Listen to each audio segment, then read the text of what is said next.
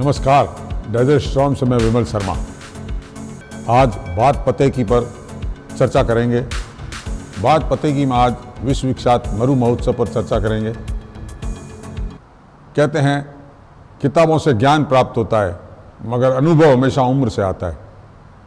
ये विश्व विख्यात मेला इस बार अनुभवहीनता की भेंट चढ़ा है। विश्व विख्यात मरु महोत्सव शुरू से ही विवादों में गिर गया था।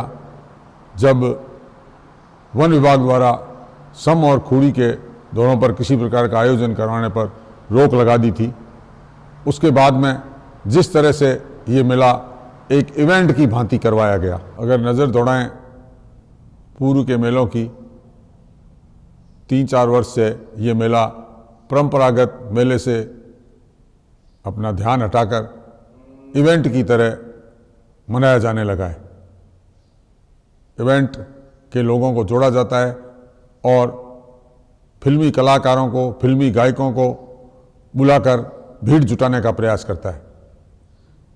इस भीड़ जुटाने में चूंकि भीड़ तो जुट जाती है, भीड़ इसलिए जुट जाती है कि जैसलमेर में आर्मी और एयरफोर्स और अन्य पैरामिलिट्री फोर्स और अन्य विभागों के जिस तरह से लोग रहते हैं, वे साल में एकमात्र आयोजित होने वाले मरु मेले को देखने आते हैं, तो भीड़ अपने आप ही जुट जाती है। सवाल यहाँ यह उठता है कि हम इस मेले के माध्यम से जो इस मेले का मोटो था, जो इस मेले को मनाए जाने के पीछे कारण थे, उस कारण से हम भटक रहे हैं। इस मेले में पर्यटकों की संख्या बेहद कम हो रही है। मैं आपको एक बात बता दूं कि यहाँ इसके आयोजन को लेकर जैसलमेर में इस बार शुक्रवार, शनिवार, रविवार की छुट्टी वीकेंड होने के बावजूद भी यहाँ भारी संख्या में पर्यटक तो आए मगर वो मेले तक नहीं पहुँच पाए। उसका कारण ये रहा कि जो इसमें आयोजन किए गए वे आयोजन अधिकतर लोग हैं जो यूट्यूब पे फिल्मों में देख लेते थे। इस कारण से उनका रुझान नहीं रहता था, क्योंकि परंपरागत चीज़ जो लोगों तक नहीं पहुँची हुई अब तक, वो देखते तो उस रुझान से लोग यहाँ आते। मेले पर शुरू से ही संशय था और उस पर आग पर घी में काम किया पोखरण में आयोजित होने वाले एक दिवसीय मेले के लिए। काबीना मंत्री और उनके परिवार का यह दबाव था आयोजकों पर कि कैसे भी एक दिन का मेला पोखरण में शुरू किया जाए, मगर जब बात नहीं बनी तो उन्होंने पहले रूप से वही प्रतियोगिताएं पोखरण में करवाई जो जैसलमेर में होती है। इसको लेकर भी काफ़ी लोगों में, दर्शकों में असमंजस की स्थिति रही। इसके अलावा जिस तरह से अनुभवहीन लोगों को निर्णायक बनाया गया, जिस तरह से संचालन किया गया, जिस तरह से बैठक व्यवस्था की गई, कुछ लोगों को तवज्जो दी गई, जनप्रतिनिधियों के और उनके खास लोगों को साथ रखकर या उनके लिए बैठने की अच्छी व्यवस्था, आम दर्शकों के लिए ढंग की व्यवस्था नहीं हुई।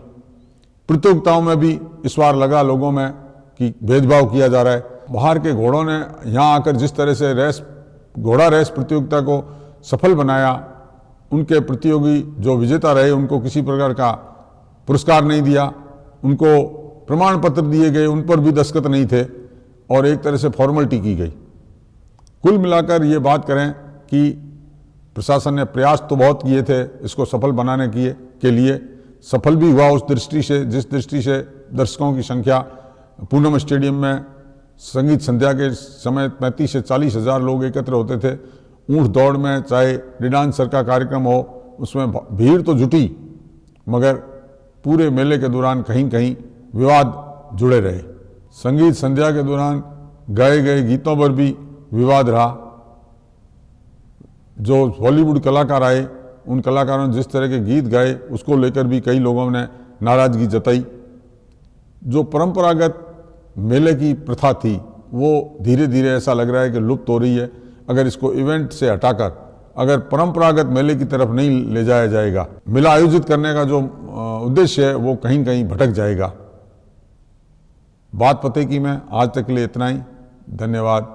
जिन्होंने हमारा चैनल सब्सक्राइब नहीं किया है वो सब्सक्राइब करें, बेल आइकन बजाएं और लाइक करें। धन्यवाद।